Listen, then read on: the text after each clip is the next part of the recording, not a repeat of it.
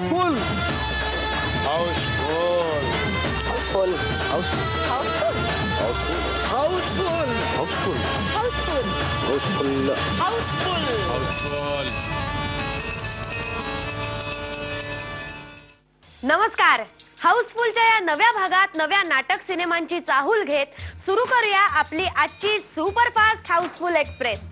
भारदस्त आवाज आणि प्रत्येक भूमिकेत आपल्या दर्जेदार अदाकारीसह मराठी नाटक ते बॉलिवूड अशा मोठ्या कॅनव्हासवर लीलया वावरणारे चतुरस्त्र अभिनेते म्हणजेच मोहन जोशी आपल्या नव्या नाटकासह रंगमंच गाजवायला पुन्हा सज्ज झालेत. चारुशीला साबळे आणि मोहन जोशी यांच्या केमिस्ट्रीत आशे प्रोडक्शन सादर करीत आहे रत्नाकर मतकरी लिखित आणि मंगेश कदम दिग्दर्शित सुखांत. प्रेझेंट शेवटी फक्त एवढंच आहे, ग्रेस सारख्या ग्रेसफुल मुलीला शोभेल असं असणार. बर अशी मोठी मोठी प्रेझेंट देऊन तुम्ही त्या पोरीला डोक्यावर बसवणार आहात. हे बघ ओ माय गॉड. पेंडंट आहे, ग्रेस साठी घेतलंय, सोन्याचं आहे, अस्सल जयपूर डिझाईन आहे. फॅब्युलस, फार सुंदर आहे. आज देणार आहे. लग्नामध्ये तिला मंगळसूत्र देईन की नाही त्यात तिला ते अडकवता येईल. ख्रिश्चन मुलगी आहे ती का मंगळसूत्र घालणार आहे का? आम्ही लग्न करणार आहोत.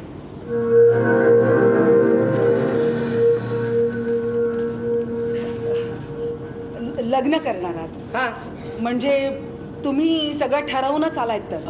नशीब तुझं लग्न झाल्यानंतर पाया पडायला नाही आलं तुझ्या. ही शॅम्पेन तुमच्या आधी. तुम्ही असं काय पराक्रम केलाय? पराक्रम तुम्ही नाही, तुमच्या मुलाने केलेला आहे. काय? तुमच्या मुलाला अमेरिकेची स्कॉलरशिप मिळाली आहे अटलांटाला 2 वर्ष रिसर्च करण्यासाठी.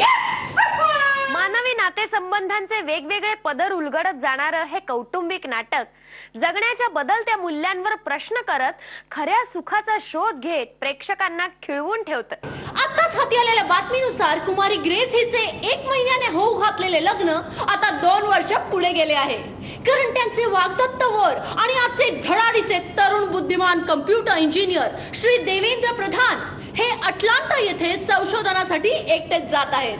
त्याने एका शब्दाने जरी लग्न रहित करण्याऐवजी मी स्कॉलरशिपच घेत नाही असं म्हटलं असतं तरी कुमारी ग्रेस हिने लग्न नंतर करता येईल, संशोधनाची संधी पुन्हा मिळणार नाही असं प्रेमापोटी सांगून त्याला आनंदाने निरोप दिला असता.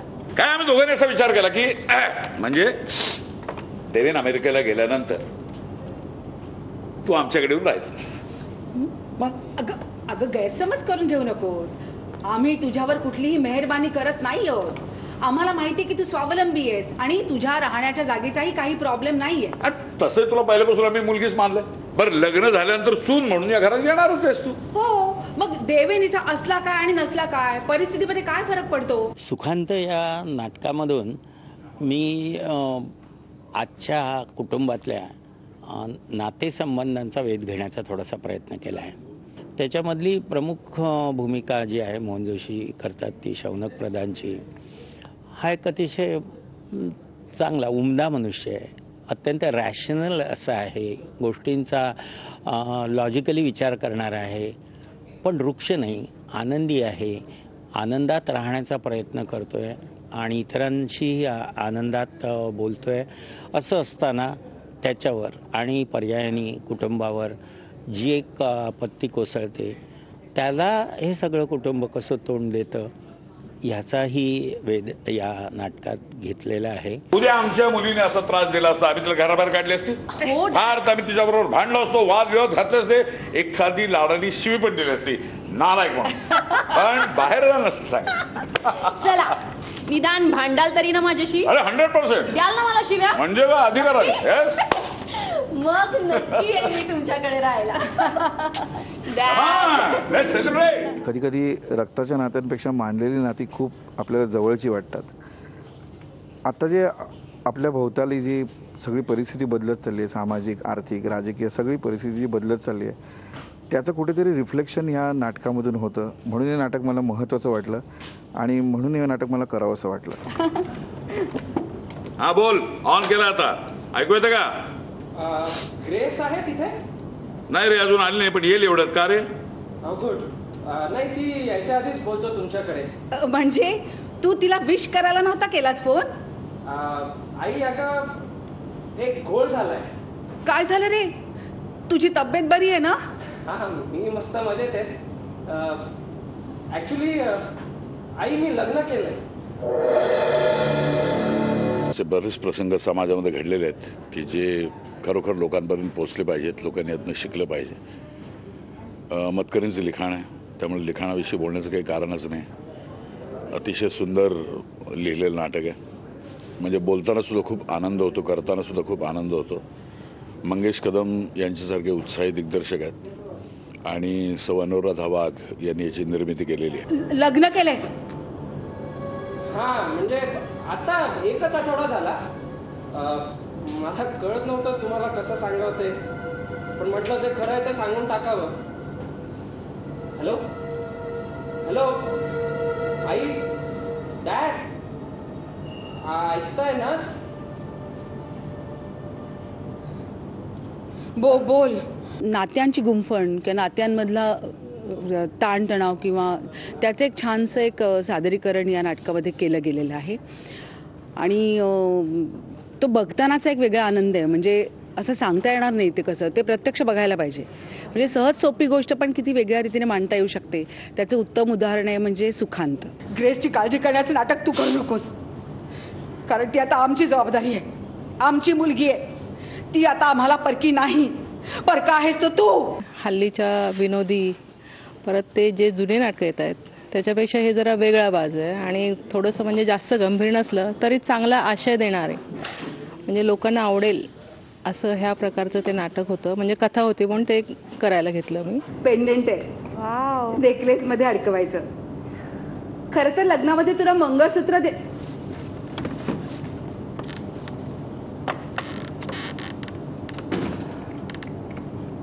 आई, मला कळलंय सगळं. सध्याच्या बदलत्या नातेसंबंधात संघर्ष करत हे नाटक आपला सुखांत कसं काय गाठतं हे खरंच पाहण्यासारखं असेल. रत्नाकर मतकरी यांच्या नव्या कोऱ्या नाटकात मोहन जोशी आणि टीमचा दर्जेदार परफॉर्मन्स पाहायचा असेल तर पाहायलाच हवं सुखांत. हत्या, बलात्कार, चोऱ्या, दरोडे, अपहरण हे गुन्हे पूर्वी ऐकले तर अंगावर शहारी यायचे, पण नंतर वर्तमानपत्रात प्रत्येक पानावर हजेरी लावणाऱ्या या अपराधांचं आता काही नवल उरलंय का? या अपराधांच्या विळख्यात आपण मात्र एकच गोष्ट सांगू शकतो, जरा जपून. स्मिता तळवलकर आणि सतीश पुळेकर यांच्या हटके अदाकारीत समर्थ प्रोडक्शन सादर करीत आहे अशोक पाटोळे लिखित आणि विजय केंकरे दिग्दर्शित दुर्गाबाई जरा जपून. मी इन्स्पेक्टर माधव मोहिते. मी एसीपी दिग्विजय साहेबांबरोबर काम केलं. बसा ना. हो. अरे साहेब,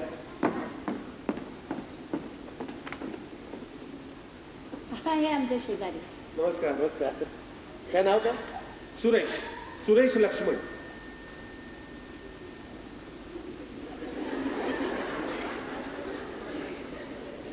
आडनाव?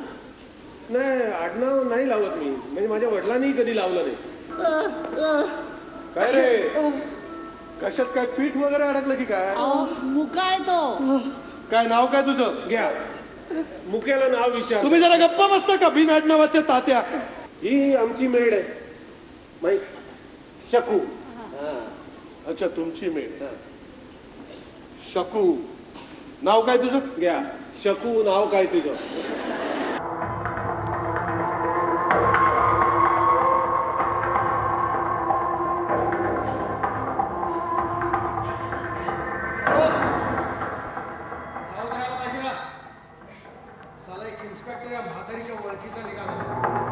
एक चावट संध्याकाळ या अभिनव प्रयोगानंतर अशोक पाटोळे यांच्या लेखणीतून साकारलेल्या या नाटकामुळे स्मिता तळवलकर आणि सतीश पुळेकर या दिग्गज कलावंतांनी बऱ्याच वर्षांनी रंगभूमीवर कमबॅक केलाय. या हटके जोडगोळीसह भक्ती रत्नापारखी, राहुल कुलकर्णी, सुदेश मशिलकर रंगवतायत दुर्गाबाई जरा जपून. रामू नको म्हणून मी शकूला तुझ्याकडे पाठवलं. मला त्याच्यापासून कसलाच धोका नाही. तो मला अगदी मुलासारखा आहे. हल्ली मुलं नाही वडिलांच्या जीवावर उठलेली असतात. पेपरमध्ये वाचत नाहीस का तू? का माझी एवढी काळजी करता? माझी काळजी घ्यायला मी समर्थ आहे. ही काठी ती सतत तुझ्या जवळ ठेव, चालताना उपयोगी पडेलच. आणि कोणाला धोपटावं वाटलं तर दे धोपाट. मला एकटी दुखती असताना जर संशयित व्यक्ती आली तरी काठी 3दा जमिनीवर आपट म्हणजे ती व्यक्ती पळून जाईल. नाही, मी पळत येईन कारण मी खालीच राहतो. ही पिचकारी. हो बाई, म्हणजे जी व्यक्ती हल्ला करेल तिच्याबरोबर होळी खेळायची का काय? अगं मसाल्याच्या पाण्याची पिचकारी आहे ती. मसाल्याच्या पाण्याची पिचकारी? याच्यात पूर्ण एंटरटेनमेंट आहे. हे नाटक अजिबात सिरियस वगैरे नाही आहे. लोकांना खूप छान रिलीफ मिळतो या नाटकाने, पण त्याचबरोबर एक छुपा संदेश सुद्धा त्यांच्यापर्यंत छान प्रकारे पोहोचतो. आपली जी काही ओळख झाली आहे ना, यु नो, त्यात काहीतरी एक दैवी संकेत आहे. हे सगळं तुम्हाला तिकडे बसूनही बोलता आलं. माझ्या डोळ्यात परत फुंकर मारशील असं वाटलं म्हणून मी जागा सोडून इथे आलो ना. त्या जवळ बसलाय की आता मला पिचकारी हातात घ्यावीशी वाटायला लागली. मी जातो. चिडताय काय असे? मग बसतो. तुम्ही तरुणपणी खूप रंगेल वगैरे होतात काय? तरुणपणी नाही, आताच्या झालो. यालाच म्हातारचळ असं म्हणतात. स्मिता आणि मी आम्ही पहिल्यांदा एकत्र काम करतो आहोत. विजय केंकरे यांनी जे दिग्दर्शन केलेलं आहे किंवा त्याचं वेगळेपण ॲक्च्युली आहे ते विषयात आहे. मला असं वाटतं की त्यातलं विशेष भाग एवढाच आहे की म्हाताऱ्यांनी कसं राहणं आणि कसं स्वतःला जपणं हे एक खूप छान मार्मिक पद्धतीने मांडलेलं आहे. एखाद्याला आपली जर इतकी काळजी वाटत असेल कुणाला नाही आवडणार? मी काळजीबद्दल नाही बोलत आहे. मी जेवलो तर चालेल ना असं विचार. चालेल तेव्हा तू पण ये ना. तुमच्या ताटात? आता हे ताट तुझ्या असं म्हणालीस ना. हो, पण एकाच ताटात कशी काय जेवू शकते मी? हे असं मी तुला भरवले. बेशरमपणाची हद्द झाली पाहिजे. हे वय मोठं गमतीचं असतं. या वयात कशाचीही तशी फारशी पर्वा नसते किंवा कशाचीही अपेक्षा नसते किंवा कोणत्याही प्रकारचे लाज किंवा संकोच नसतो. जे एक स्त्री म्हणून, जे एक पुरुष म्हणून जे एक लाज संकोच काही काही गोष्टींचा असतो तो सगळा भिरकावून देण्यात येतो या वयामध्ये. आणि या वयामध्ये लोक खऱ्या अर्थाने, मला तर वाटतं, कारण मी त्याच एजमधून चालले की सुंदर एन्जॉयमेंटचं हे वय असतं. बरे बघ, आजपासून शकू इथंच राहणार आहे. इतकी सगळी कामं करणार आहे, अगदी स्वयंपाक पाण्यापासून. अरे आपण तुझ्यासाठी वेगळी नोकरी बघूया ना पुढे. अरे मला इथे घरात कुणीतरी बाई माणूस हवाय.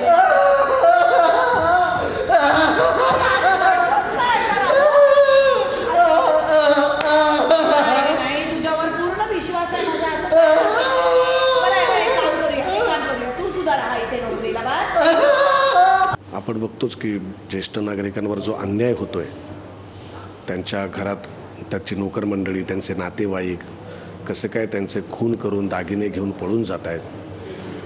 तर ही समस्या नुसतीच मुंबई पुण्यात भेडसावणारी नाही आहे, तर संपूर्ण देशात भेडसावणारी आहे.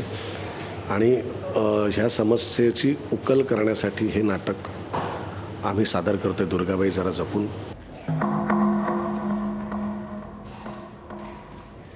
रामूच्या वळकटीतून पडलंय.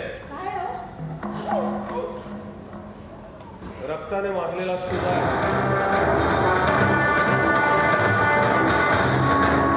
मला असं वाटतं मराठी रंगभूमी ही सगळ्या विषयातल्या रंगभूमीपेक्षा खूप मोठी, श्रेष्ठ, जुनी आणि अतिशय चांगले कंटेंट असलेली नाटकं देणारी रंगभूमी आहे.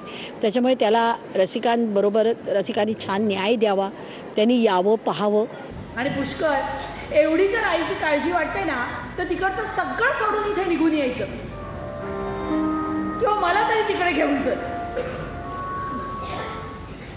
नाही रे बाबा, मी कशी येते तिकडे. नाही, हे बघ, तुला याच्यातलं दोन्हीतलं जमत नसेल ना तर काळजी करायचं सोडून दे. तुम्ही या आणि पहा, आणि तुम्हाला हे नाटक नक्की आवडेल. हे नाटक काहीतरी समाजाला देणारं आहे असं माझं मत आहे. त्यामुळे आवर्जून हे नाटक बघा. 4 गोष्टी बाकीचे खर्च कमी करा, पण नाटकाला या, तिकीट काढून बसा, ते पैसे जरा निर्मात्यापर्यंत पोहोचू द्यात आणि चांगल्या कामासाठी खर्च करा. मालाडच्या एका टॉवरमध्ये एका म्हातारीचा खून झाला. फॉरेन्सिक लॅबचं म्हणणं आहे की तो खून सुरा बसवून झाला. आणि आमच्याकडे जी संशयितांची यादी आहे त्यात तुमच्या रामूचं सुद्धा नाव आहे. तेव्हा जरा जपून येतो.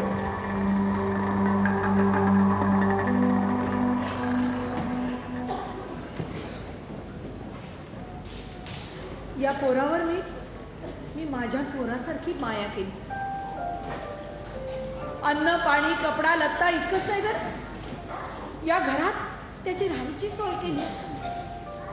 आत्ता मला कळतंय एका खुन्याला मी घरात आश्रय दिला होता. विश्वास तरी कुणावर ठेवायचा. काय बोल नका तात्या. आता मला तुमचा सुद्धा संशय यायला लागलाय. अशोक पाटोळे यांचे चटपटीत संवाद, क्षणोक्षणी उत्कंठा वाढवणारा सस्पेन्स, स्मिता तळवलकर आणि सतीश पुळेकर यांची अफलातून अदाकारी रसिकांना एक वेगळाच थिएट्रिकल एक्सपिरियन्स देऊन जाते. तेव्हा जपून राहा आणि जरूर पहा दुर्गाबाई जरा जपून. हजारो हृदय घायाळ करणाऱ्या एव्हरग्रीन माधुरी दीक्षितचा फोटो आणि शेजारी सध्या दुर्मिळ होत जाणाऱ्या गिरण गावातल्या चाळीचं चित्र. हे नेमकं काय गौड बंगाल आहे? म्हणजे माधुरी नाटकात काम करते? असे नाना प्रश्न नाटकाची ही ऍड पाहिल्यावर डोकं खातात. थांबा, टेन्शन नको, या चाळीत आपणच जाऊया की. आराधना बॅनर सादर करीत आहे मिलिंद पेडणेकर लिखित दिग्दर्शित आमची बट टाटाची चाळ. हो कुलकर्णी काका, अहो तुम्ही इकडे काय करताय? इथे म्हणजे नाही म्हणजे आज गणपती मंडळात पहिली ते तुम्ही करणार आहेत ना? नाही रे बाळा, ते क चाळीतले कुलकर्णी आहेत ना, ते घेणार आहेत पहिली. घरात चला. घरात चला म्हटलं ना. मी सांगतो ना. अहो तुम्ही काय तुझ्या मदतीला धावून तुझा थोरला भाऊ राम आला. अरे ऐकलं का? अहो म्हणजे त्याला माधुरी मॅडमचा फोन आलाय. कॉलेज सुटल्यानंतर स्वतःच्या घरी नाही आला तरी चालेल. हो माधुरीशी प्रेम करणं म्हणजे काय खायची गोष्ट आहे काय? गोलपीठासारखं एक दर्जेदार नाटक मराठी रंगभूमीला देणारे मिलिंद पेडणेकर नव्या दमाच्या कलावंतांसह ही बट टाटाची चाळ साकारतायत.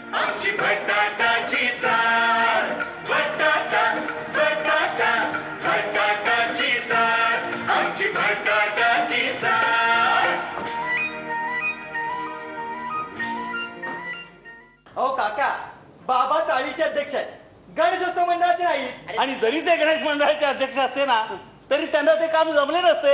का हो? अरे जन्माचे वेंधळे आहेत ते. जन्माचे वेंधळे. चला वर्गणी जमा करायची. चल ना. 5 नारळाचं तोरण घेऊन येलं. 5 नारळाचं तोरण हडले, पेढे हडले आणि हार पण हडले. मी काकून का पेढीची पानं देऊन येते. लवकर या, पण कामा पडलेत घरात. होय हो, किती काही करतात. ए माझा आमिर. ओ काकू, हा आमिर कोण? अरे हा काय माझा आमिर. बेसिकली हे नाटक लालबाग, परळ, गिरगाव ह्या इकडच्या ज्या चाळी आहेत त्या चाळीचा बेस घेऊन केलेलं नाटक आहे. ज्या चाळी आहेत त्या चाळीत तुम्हाला साधारणतः कोकणातली लोक, कोकणाच्या आजूबाजूच्या परिसरातली लोक म्हणजे कोल्हापूर, सातारा, सांगली, पुणा हा परिसर असलेली लोक इथे जास्त असतात. त्यामुळे ते त्या भाषेचे त्या प्रांतातले तसे कलाकार घेऊन तशी ती पात्र त्यांनी केलेली आहेत. त्यांनी उत्तमरित्या केलेली आहेत असं मला वाटतं. अरे भीमा, तुझ्या हातातली ती हातोडी, हातात हातोडी कशी असेल? हो, ती हातोडी खाली करा ना. माझी स्लिप ऑफ टर्न होता ना. हे नाटक से मिलिंद पेडणेकर यांनी लिहिलेलं आहे. आणि लेखक जेव्हा डायरेक्टर असतो ना तेव्हा त्या नाटकाला एक वेगळंपण येतं, एक वैशिष्ट्य येतं. ते इथे पाहायला मिळतं. कारण प्रत्येक कॅरेक्टर हे ठसठशीत उठून आलेलं आहे.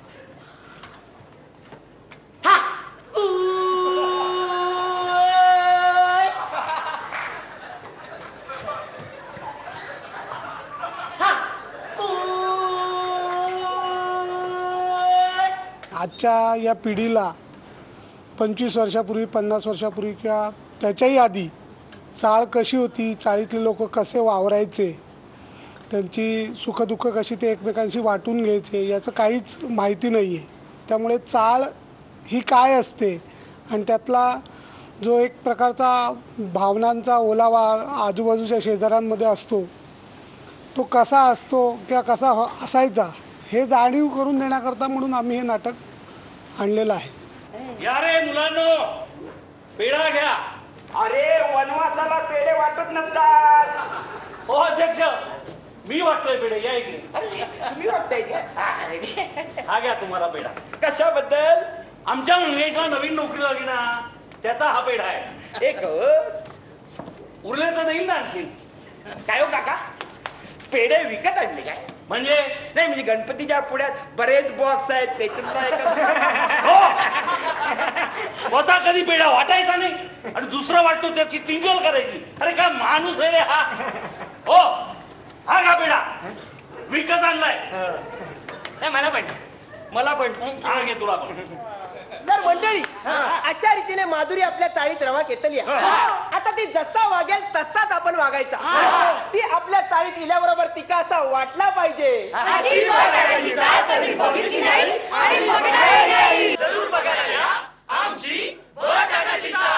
मुंबईतल्या कष्टकरी वर्गाला चाळ संस्कृतीनं जगण्याची नवी भाषा शिकवली.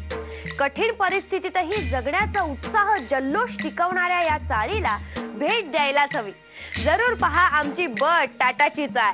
आता वेळ आहे निरोपाची. भेटूया हाऊसफुलच्या पुढच्या भागात. तोपर्यंत हाऊसफुल बाय बाय.